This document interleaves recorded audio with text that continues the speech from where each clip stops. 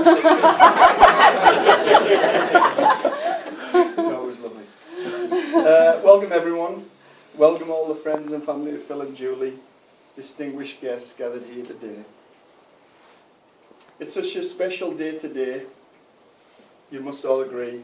It's not every day that Crewe Alexander gets to Wembley. You didn't even know Crewe Alexander's at Wembley, did you? And hopefully, Seabass will win the Grand National this afternoon. It occurred to me while travelling down here yesterday that this would be one of the few days in Phil and Julie's entire lives that they would be surrounded by most of their closest friends and family, the people who have been so important to them during every chapter of their lives thus far. From school, university, work life, or from their time spent living in different places. Many of us have travelled thousands of miles just to be here today. So I'm delighted to be able to stand here to say to all of you, ladies and gentlemen, friends and family, on behalf of Phil and Julie, welcome to their 25th wedding anniversary, and thank you so much for sharing this special day with them. It really wouldn't be the same without all of you. It's also been great having Christine at our table, because I've always wanted to say, more tea, Vicar.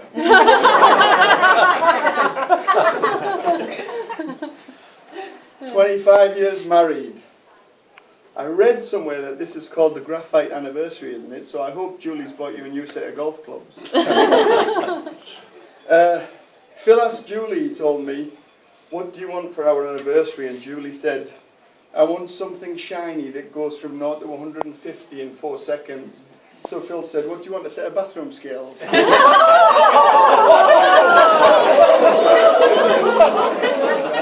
chose not to do that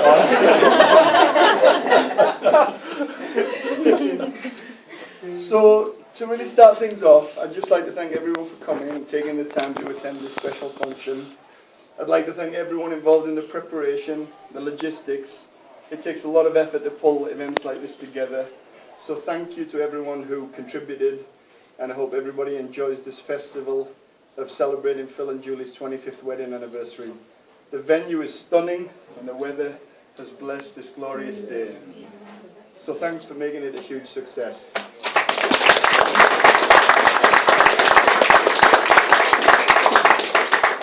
Finally, it's customary to mention anyone who's made a very special effort to attend, or made special arrangements to attend. So, since I've travelled over 10,000 kilometres, a 24-hour flight from Shanghai, I'd like to start by thanking myself, as well as the people who travelled from Congleton and Gisborne.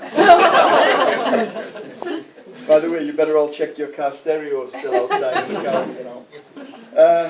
But before I do start, I just wanted to make a quick safety briefing. Phil mentioned already the emergency exit's here, and there's no fire alarm planned for today, so if the fire alarm does go off, it's probably a real fire. And I'd like to keep an aisleway through here. We've got some paramedics outside, just for when Phil gets the bill for today. Need a clear access to get to the table here. Yeah. So, wouldn't you all agree that Julie looks spectacular today? Yeah. I just wanted to say that on momentous occasions like these, there's a sort of unwritten rule which says it's really not a good idea to outdress your better half. So I just wanted to congratulate Phil for knocking it. Good job, Phil. As many of you may recall, I was best man for Phil all those many years ago. And as the best man, I'd known Phil for more than 25 years already. I knew him inside out, which probably made me the best and the worst choice for the role in equal measures. I knew it was traditional for the best man to joke about the number of ex-girlfriends Phil might have had, but to be honest, I didn't want to go there. I didn't want to get into all that cheap, tacky stuff, as frankly, I find all that macho gossip simply vulgar and offensive. But suffice it to say, 72 did turn out to be your lucky number.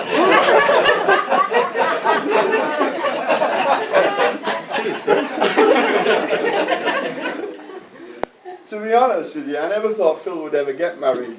I recall all those years back at Longman College, 1976, I asked him point blank, would you ever get married? And he said, if I ever do get married, I want to marry a woman with very small feet. So, why small feet, I asked him, and he said, well, so she can get closer to the sink. Well, I'm duly advised by Josh and Adam that it's actually Phil who spends most of the time in the kitchen sink in the Yaxley household. In fact, the 25th wedding anniversary means that you're looking ahead, looking behind, and looking at right now. Almost any couple of fools can make a wedding vow promise, but it takes two fools in love with dedication to keep that promise. Phil and Julie have not only kept their promises, but also renewed them here today in front of all their friends and family. Phil and Julie have done everything in large measures and have been an inspiration to all of us gathered here today. This anniversary is the celebration of the keeping of an honour of that promise made 25 years ago. Reverend Christine made so many profound comments in her speech, it was inspiring. But I'd really like to thank Phil and Julie for being a role model for all of us gathered here today, and especially for inviting me along. In fact, Phil and I share a long history together, which goes back over 50 years. We both grew up in a city called Middlesbrough, which I realise now has been twinned with Beirut. I remember being out with Phil one night before he and Julie were married, and we ended up staying out quite late, a lot later than we expected. And at around 9 o'clock, Julie called Phil and asked where he was. Quick as a flash, Phil said, do you remember that jeweller's shop in the high street where we saw that engagement ring? Yes, said Julie in this soft, excited voice. He said, well, we're in the pub right opposite.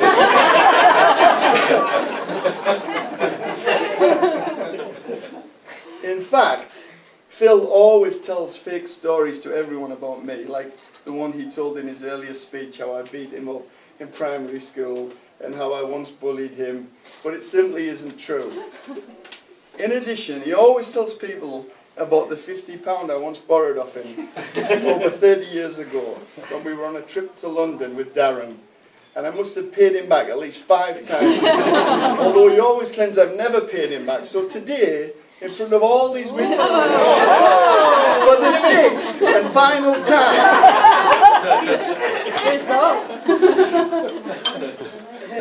You're getting that back. I'd also like to make a mention of our late parents for their constant love and support over the years. They saw us through thick and thin, and looking back, we were both occasionally naive growing up, but they always encouraged us to do whatever we wanted, no matter how stupid or dangerous our next adventure or idea was. I can mention one visit to Canada.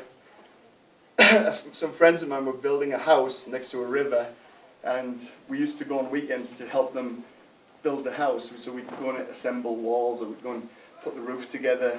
And at the end of the day of constructing the house, they'd have a barbecue, and they'd feed everybody who came to help erect the house.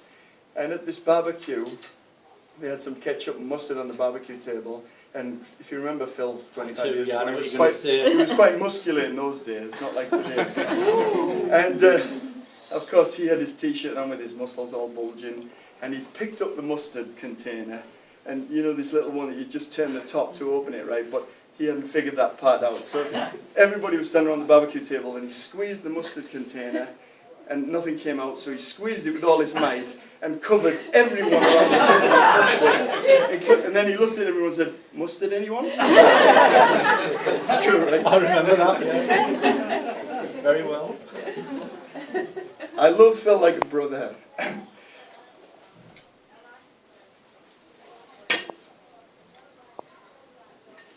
And I'm very proud of everything he's done and achieved.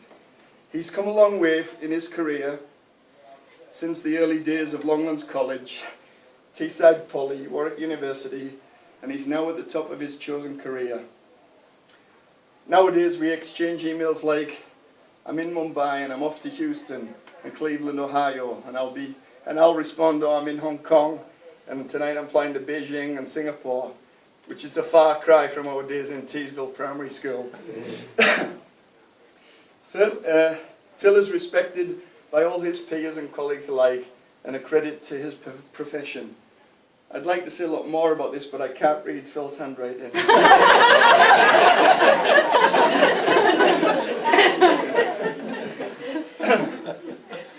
Of course, a marriage is made stronger by surviving the hard times, not just the happy ones.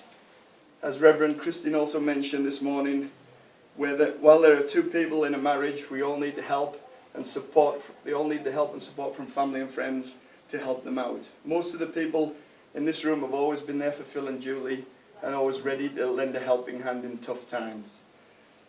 In closing, we have some fantastic entertainment lined up for you at the pub tonight. Phil's arranged a magician. Have you all heard of Dynamo? Yeah, well, Phil's arranged his brother, Darren. They say a wedding anniversary is the celebration of love, trust, partnership, tolerance, and tenacity, the order of which varies in any given year. And that marriages are made in heaven, but then again, so is thunder, lightning, tornadoes, and hail. There are two very important people here today without whom very little of this would have been possible. And the great thing is that as the day progresses, most of us will get to spend more and more time talking with them. So please join me in a very special thank you to the bar staff.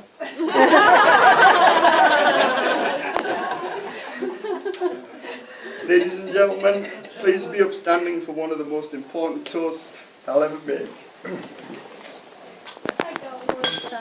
To Mr. and Mrs. Yaxley, happy 25th wedding anniversary. Mr. and Mrs. Yaxley. Thank you. Thank you.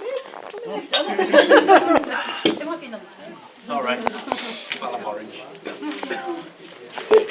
Thank you very much.